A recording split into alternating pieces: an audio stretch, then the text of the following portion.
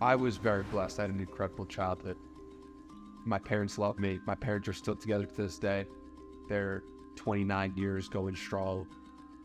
My grandpa and my grandma played pivotal roles in my life. I would spend a lot of time with them.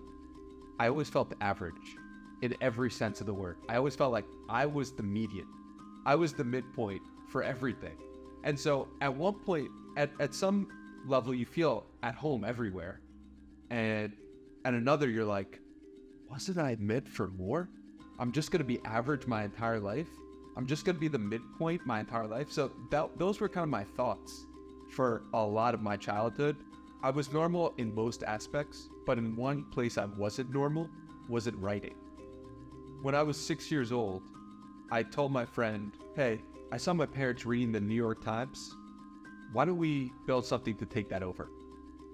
And I created something called the Sunny Times. And I'm 6 years old, and I'm creating a newsletter that no one told me to make, that I just felt called to do in my own heart. If there was ever foreshadowing for what the podcast would become, it is the Sunny Times. And so my childhood was like, I'm normal at everything, but writing is something where I feel more called and more compelled to share and to live it.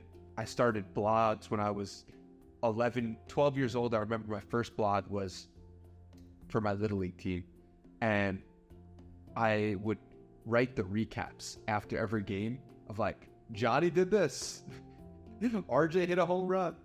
And I remember how much joy it gave my friends on the team, but also the parents of like, I can't believe there's someone like highlighting these stories. And so that kind of gave me that first inclination of covering people and what covering people could really do to their own sense of self-worth and importance. And so I kept doing these things, these blogs. Just highlighting people made me feel so good. Like I could appreciate them. And if I could appreciate them and they could see themselves as I saw them, then that made it all worth it. 13 years old was the clear moment of, wow, this internet is crazy. And how come no one is using it? How come no one is connecting with other people they're interested in around the world? Like, this doesn't make sense to me. I saw that I had this blog called Command Your Time. I was like, how do I get people to read this blog? Oh, I have to go out and connect with other human beings. Who are some of the best human beings connecting with other human beings? Well, at the time, it was a guy named Darren Rouse, and I read his book, Pro Blogger, which was impactful to my youth, and this guy named Gary Vaynerchuk, who was doing it through video. I loved these people. These were people I really admired because they were able to get messages out in 2009 on the internet. You know, one story from that time was a woman was like, a kid shouldn't be on the internet. And this kid is definitely not 13 years old. And I remember I posted my report card to like prove that I was 13 years old. And she was like, what the hell is this 13-year-old doing? He's out of his mind. Like, this is not good behavior. And I just knew at that time, like, oh, like what I'm doing here is different. Like, not everyone is doing what I'm doing. But then I looked at that woman and I was like, I kind of don't want to be writing this blog. Like, I want to be playing with my friends. You know, I could be a normal kid. I could have friends. So like, let me do that. And so I put the blog on the aside for a year, and then I got the itch again.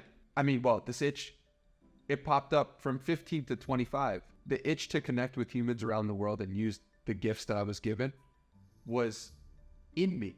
And because I wasn't using them, I went to drinking, gambling, drugs, women, everything that you can imagine to not follow my gifts. I started on Twitter when I was 22 or 23 years old after I graduated college because I didn't want to work for anyone and I wanted to make money for myself. And it seemed like the people who were doing that most effectively were people on Twitter. And so there was a group of maybe like 20 to 50 people who I really started to resonate with their content. And this is exciting. And let me follow in their footsteps. Let me follow their path. And I came up with a username, Danny Roars.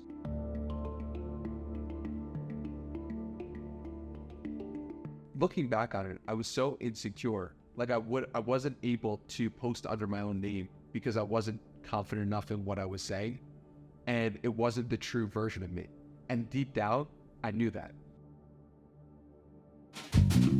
It was so odd to me because I had everything I wanted and I had everything Twitter told me that I should want. I had a job. Well, I had two different jobs where I had an e-com store, so I was selling custom-made keychains.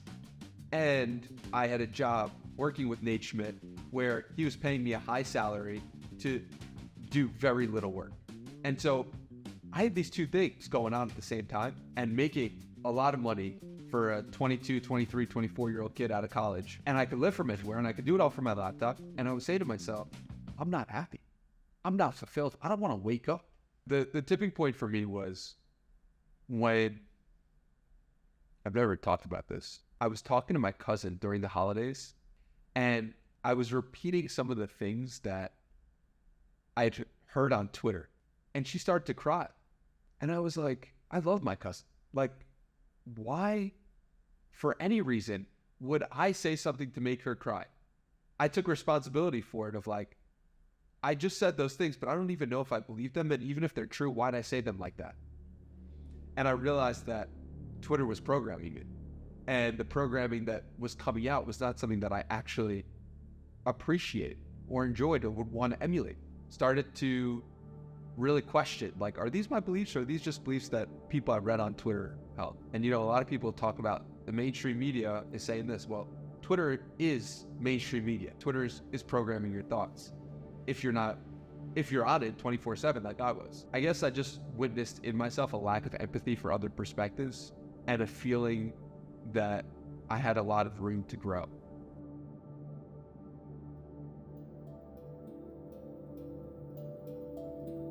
So how did I do it, right? How did I get out of the hole that I was in?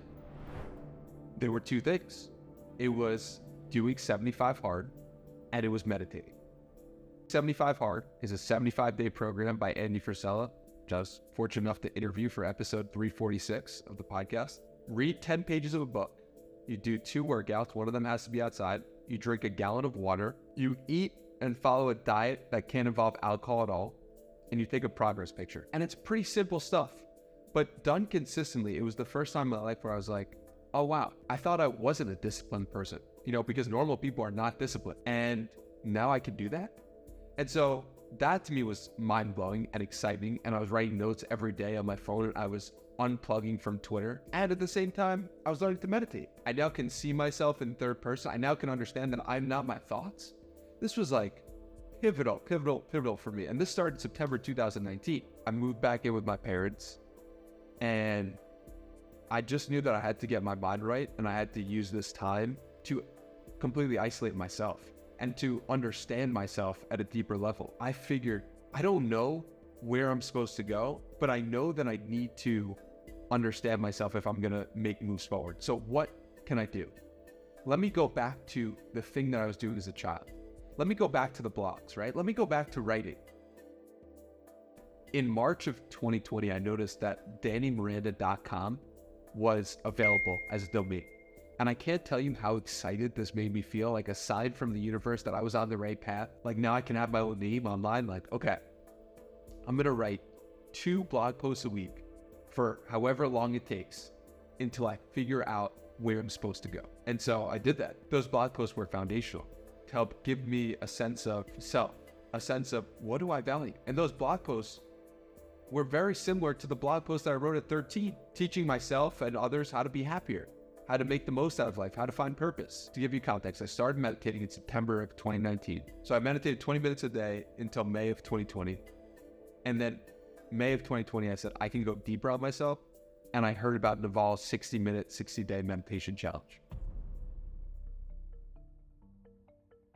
Within 7 days of doing this challenge, I realized there was a situation in high school where the entire school thought that I was running a Twitter account that was gossip for the entire school. So this Twitter account would be making fun of different people and doing it in really clever ways. And everyone thought it was me. I know it's not me. I need to prove that it's not me. I went through the Twitter account's tweets and then found the places where the topics and the times that Twitter account had tweeted and matched it with every other person in the school. And I found it was this one kid. So what do? I tell everyone, it's not me, it's this person. The person ended up being a D1 baseball player, 6'3". I was probably 5'11", 140 pounds, soaking wet. He pushes me into a locker, and I was like, oh my God. So I'm in a meditation, 7 days in, 60-minute meditation. I realized for the first time, wow, the reason why I started lifting weights was because of that moment. The reason why I held out to some resentment was because of that moment. The reason why I was angry at certain moments of my life in college was because of that moment. And to trace back so much anger and to trace back so much of the reasons that were fueling me that I was unconscious of, it's like, are you kidding? This is the craziest thing of all time. In that moment, I said to myself, I was like, I forgive myself for holding on to that. Then I said to myself, I forgive that guy for doing that. Like, I would probably, like, I understand where he's coming from to do that. And then I was like, oh, wow, I feel a lot better. And I swear to God, in that moment, life changed. I started calling people on the phone in July of 2020. And because of doing the meditations, because of all the discipline, because of all the 75 hard, because I was feeling so good about my life, I had such energy about me. And people were like, wow, this was a different phone call. I feel different after speaking to you. And I was like, I got to record these if you feel different after doing it, because maybe some people will enjoy this as well. And that's what started the podcast. It was completely organic. It was not one moment, a flash of inspiration. It was just following the joy over and over and over again and understanding, where are people getting joy from the things that I'm doing? And let's do that more. Because if that feels good for me and that feels good for you, let's expand that to more people and let's keep doing that. I realized from having and achieving the goal that it wasn't the goal. And when I started to find out what were the things that were filling me up that I could do for the next 10 years and for it to be fun, that's when I stumbled across the podcast, because I was like, I'm having these phone calls anyway. And that's what's so remarkable to me is I do 3 podcast episodes a week and people are like, how do you do it? And I'm like, I get to have conversations with 3 incredible people every week. Are you kidding me? Like, I would pay to do this. And I did pay to do this for a while, right? So I think that finding that thing that you inherently do is the cheat code to life, or at least that's been the thing that's unlocked it all for me. And if people are lucky enough to get there, it's like, it's a never ending high that makes you wonder how you even existed in the first place. It really clicked for me that if I was going to do and devote something as my career and make something my career, it was important to make something my career that actually made me a better human being. I realized like, oh, I'm interviewing these people that I'm spending a lot of time researching, but what am I doing to the person that I meet on the street? What is the cashier at the checkout at the grocery store like? And how can I light up their day as well? This is why I talk so much about meditation. Is because it makes me more present. And the way you be a better interviewer is you're more present to the creation. I mean, there was a situation with Alex Ramosi that I talked about in my course where I could see his mood and complexion changes completely. And I just called it out. And I could see the ways in which what he was saying was something that he had really never spoke about before, or that it was difficult for him to speak about. And if you look at the comments of the episode, it's like, people noticed that too. They noticed that I was present, that I was there with them in that creation. A good interviewer is present. A good person is also present as well. You know, I think I always give credit to my grandmother and my mother for teaching me that skill. Like, at the heart of it, I had that because I knew they always were present with me. They were always curious. They were always really there with me. And I was like, wow, if I could give this to the guest that I have on, if I can give this to just a random person on the street, that's really what we're here for. We're here to just walk each other home.